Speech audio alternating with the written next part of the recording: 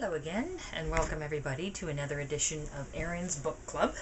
As you can see, I'm back home, and I was going to do this review outside, but it is hotter than Hades out there, and I'm Canadian, and I don't do heat very well. So we're going to do the book review inside. Really nice to be back. I mean, I had a great time on my vacation, but it's really nice to be back. So the book that I'm going to do today is called The Plagues of Kondar, I hope I said that right, by Lynn Kowalski. Again, hope I said that right. This book I got a few years ago when I was working at the veterinary clinic. The author herself actually came in and offered them for sale to us at a rather discounted price. There was this one and another book which I might read. So I picked it up and then I thought nothing of it. And it sat on my bookshelf for a long time, until I decided that I wanted a nice light read after reading Ghost Girl, something that wasn't as disturbing. So I picked this book up, and the premise of it is there is a civilization on another planet that doesn't spin. So one side is constantly dark and one side is constantly light. And it focuses on a girl who is on the light side, rather close to where the dark side is, and struggling and starving because the winter has been longer than expected. And so her parents go to get more grain in a rather dangerous journey and end up dying, and she loses her home by a twist of fate, which you'll learn more about it in the end, and I don't want to ruin everything.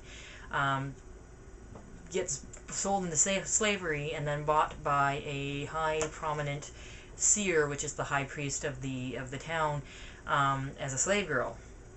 And then a plague hits, and it's the story of the struggle of beating the plague and the adventures she has while doing that. Really enjoyed the book. It started off being a very, what I would consider, immature read. The flow was very broken. It wasn't a sit down and captivating read until halfway through the end, and then it got to be interesting. The author basically took our Black Death, our plague that we had, and brought it up to an alien planet and kind of threw it in that environment and wrote about what would happen. The only problem that I have with that, I mean, it was a great concept, but the only problem I have with that is she basically took the bubonic plague in all of its detail and didn't change any of the detail, just threw that same plague up onto this planet. I would have enjoyed it more if she kind of would change the plague a little bit, make it a little more realistic.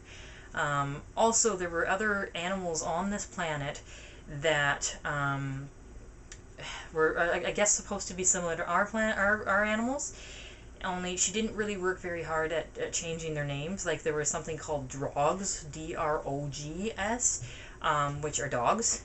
And then there were things called swift beasts, which were like two-tailed horses, and burden beasts, which I guess would be like our oxen, that kind of thing. So there wasn't a lot of effort into changing those animals. There was a neat concept in that the main character could mind speak to these animals and to the plants, and she brought a good perspective as to how the plants would be. Like, she made the flowers very like vain, caring only about themselves. So that was really nice. That character development of that was really nice. The other really cool concept that I enjoyed was there was a portion there where you found out that the individuals bled according to their status symbol. So the higher end guys, the guys that were in charge, they bled blue blood, and the ones that were lesser bled like orange blood. And the females always bled the same blood color as the mothers, and the males always bled the same blood color as the fathers. That I really enjoyed, that concept. I wish that they had brought in more. I would have liked that more detailed. And in the end, when they had to figure out how to save these plague people, that concept I enjoyed too. But there wasn't a lot of detail oriented. It wasn't devolved a lot. It was just kind of like, bam, there's your answer. Now, I think a lot of that was because this is a young adult book, and maybe they're geared towards more of a fictional story where you don't have to work so hard about the details.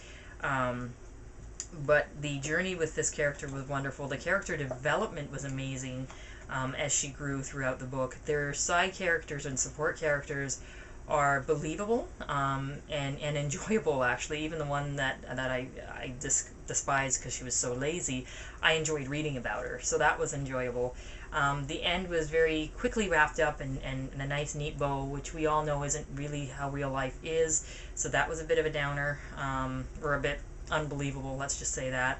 But all in all, I really did enjoy the book, and it was a nice quick read. I think it's only like 200 pages. Yeah, like 200, no, not even, 183 pages. So a really quick read, a really nice read. It's something that I enjoyed reading just before I went to bed. So all in all, if you want a nice, easy read, or a read that you would maybe want to read to youngers in your family, this is the book that you want. Not an amazing book, but pretty good book. So The Plagues of Kondar by Lynn Kozowski. I hope I said that right. I will read the other book to see how it is, and I'm going to keep this book because it was a nice, quick, easy read. So thank you very much, guys, and if you enjoy what I do here, please subscribe, add a comment. I'd love to discuss books. But other than that, you guys have yourself a great day. Thanks.